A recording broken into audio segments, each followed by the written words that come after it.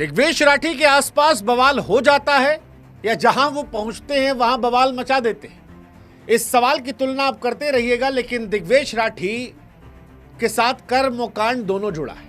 IPL में भी खूब कर्म खूब कांड हुए थे। लंबे बालों वाले दिग्वेश जब दस्तखत करते थे तो आधे मैच में पेनाल्टी भरते थे, कभी बाहर बैठते थे, और जब खेल रहे थे तब बवाल कर रहे थे, गेंद से भी और एक्शन से भी।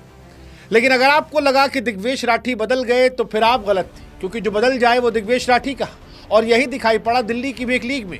5वां ओवर चल रहा था, दिग्वेश राठी को गेंद दी गई, लंबी जुल्फों वाले दिग्वेश गेंदबाजी करने जाते हैं।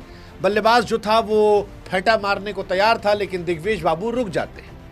अब दिग्वेश बाबू रुके तो बल्लेबाज भी सकपका गया। बल्लेबाज भी जानता था कि अगर ये खिलाड़ी जाकर आईपीएल में बवाल काट सकता है और नाम कमा सकता है, तो इसके खिलाफ हम बवाल काटेंगे तो हमारा भी नाम हो जाएगा।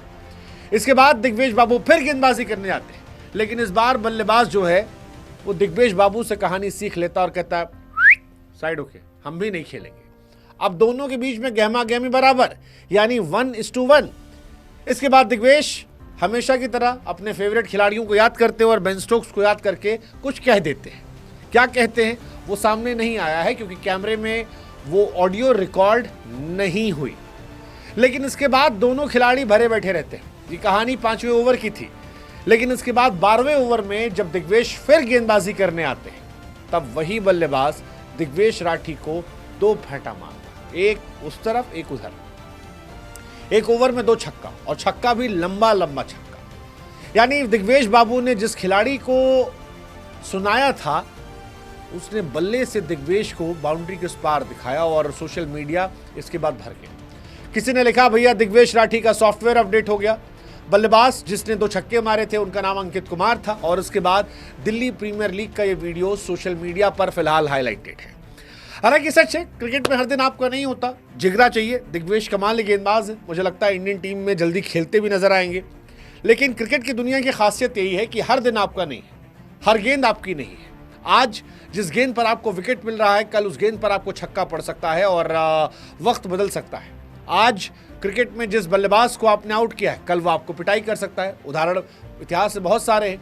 आप याद कीजिए, वेंकटेश प्रसाद को पाकिस्तान के बल्लेबाज ने कहा था वहां मारूंगा, अगली गेंद पर बोल्ड हो गए। कॉट्रेल आए थे, वो ऐसे करते थे, उनकी पिटाई हुई। बड़े सारे प्लेयर हैं जो आते थे, वेस्ट इंडीज़ के प्लेयर थे, सॉरी कॉट्रेल नहीं थे वो, कॉट्रेल तो सैल्यूट मारते थे।